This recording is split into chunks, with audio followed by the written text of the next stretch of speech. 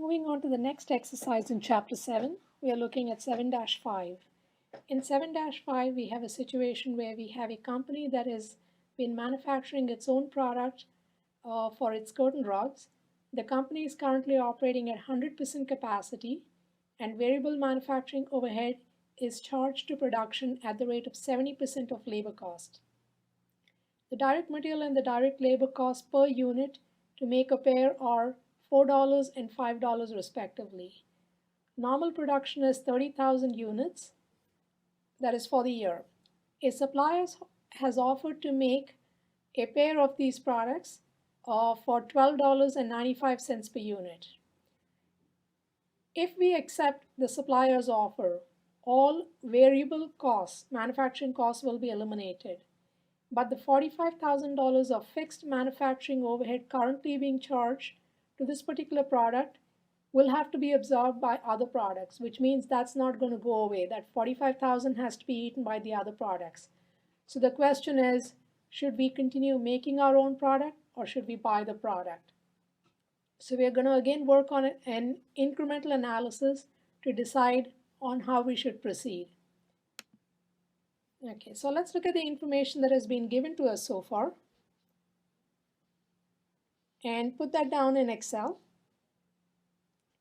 So we were told that the company is manufacturing 30 units, or we have the option of buying the 30,000 units. We know that the unit cost is $4 for material. It is $5 for labor. The variable overhead cost, we've been told, is 70% of direct labor. So that is going to work out to $3.50. 70% of $5 is $3.50. The fixed overheads is 45,000. Again, we never calculate that per unit. So let's calculate the cost of making these units, 30,000 units. So material will be 30,000 times 4, works out to 120,000. Labor is going to be 30,000 times 5, 150,000. And variable overheads will be 30,000 times $3.50. And that's going to be 105.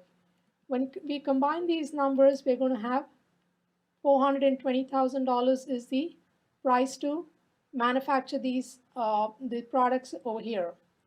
Now our option is we could buy it. If we buy it, how much would we incur by way of material?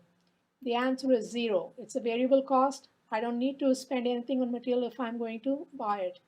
Again, I'll spend nothing on labor, and I will also eliminate the variable overhead.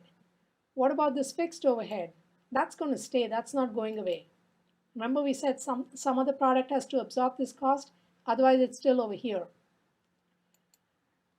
If I had to buy the product from the outside party, they said they're going to charge us $12.95, 30,000 units. How much would that cost me? That works out to 30,000 times $12.95 works out to $388,500. Add the two numbers up, and what we're looking at is, if I make it, it's costing $420,000. If I buy it, it's going to cost me $433,500. So if you look at this, the answer is we should continue making it. We shouldn't buy it. Okay. Now subsequently they tell us, what if there's an opportunity cost?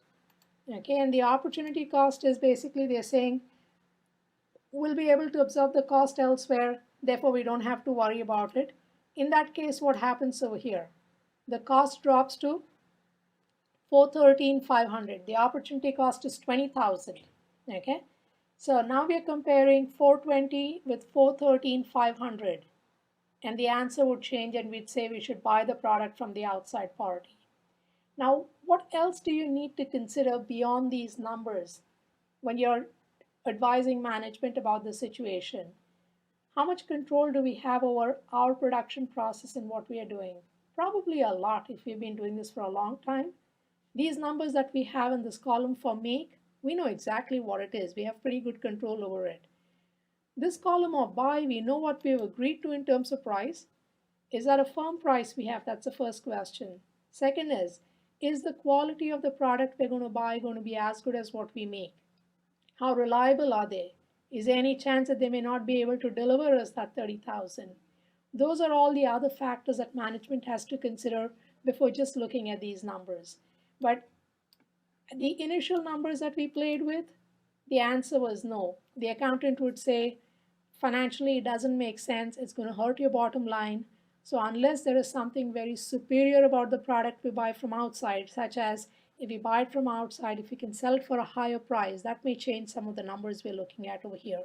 But if you're comparing just the cost of making versus buying, if we don't have the opportunity cost available, the answer is no.